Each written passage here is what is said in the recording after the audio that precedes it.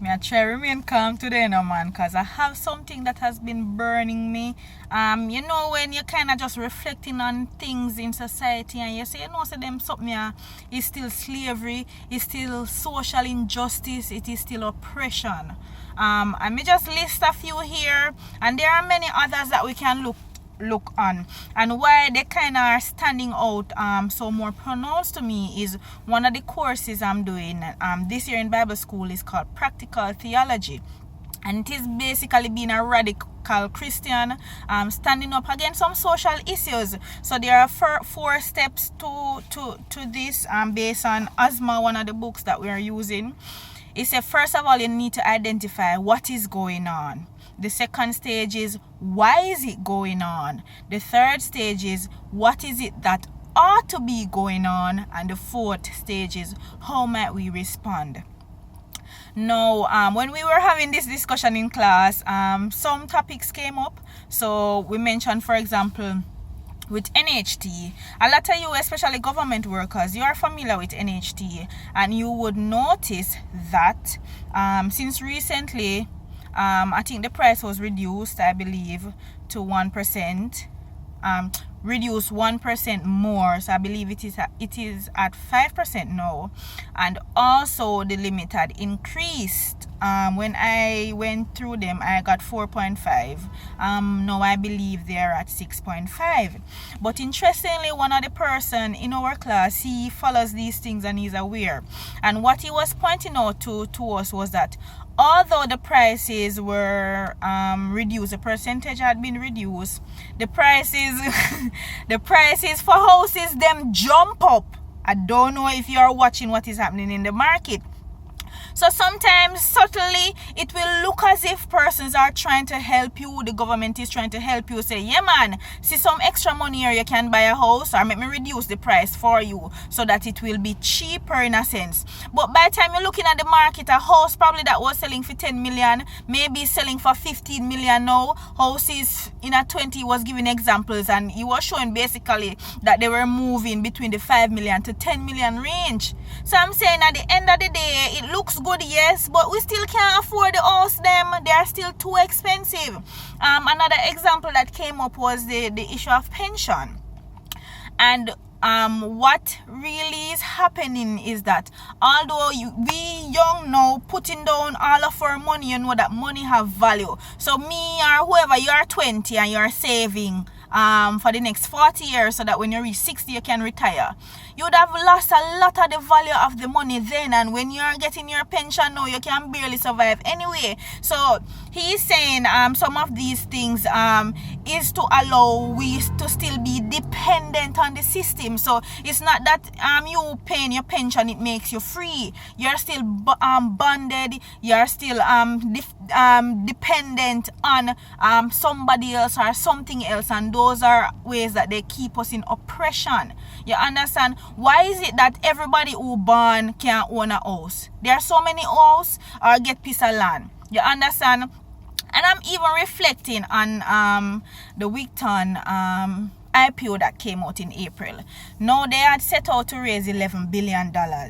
The minister came out and said that $14 billion was raised, and I believe over 30,000 applicants, the first in the history of Jamaica. And this goes to show that money is in Jamaica, but where is the money? Money there, you know. So why is it that so much people they are suffer, are dead for hungry, and money is right here in Jamaica? When me hear 14 billion, me I say right now me can't even really consider a million.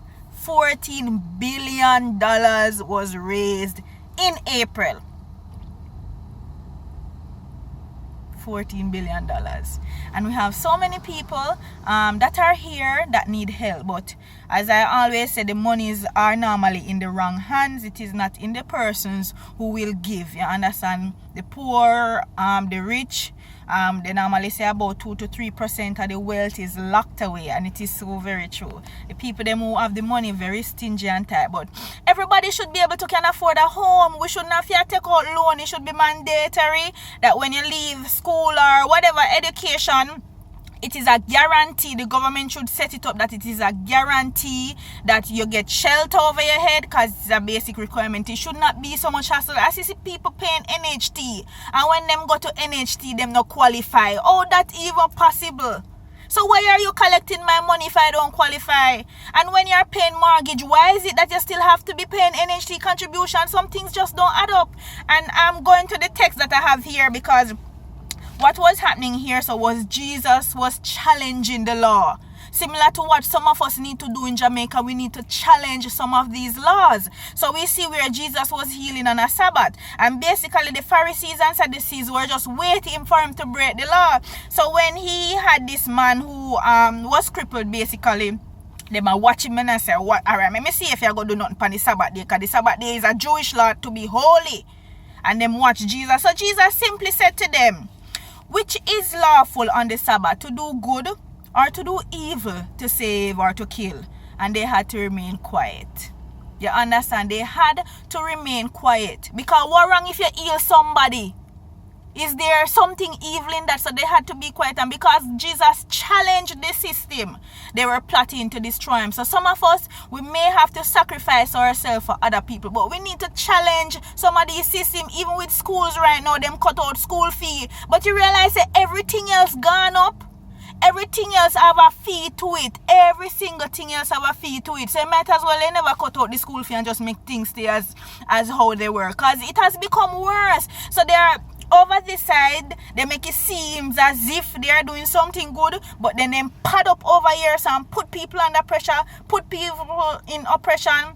As a term the lecturer was using was, power without care is abusive and oppressive. So a lot of them have the power, but them not care. So just, I try to remain calm, you know.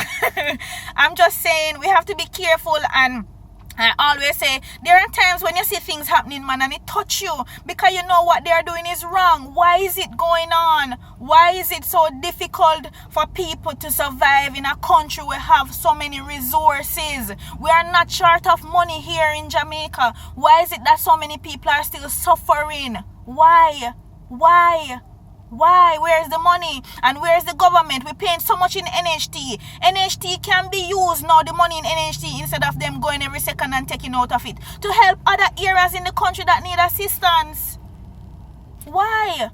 I'm just asking why. But let us try to challenge. We have to come together and challenge some of these things. Why are certain things happening? Why?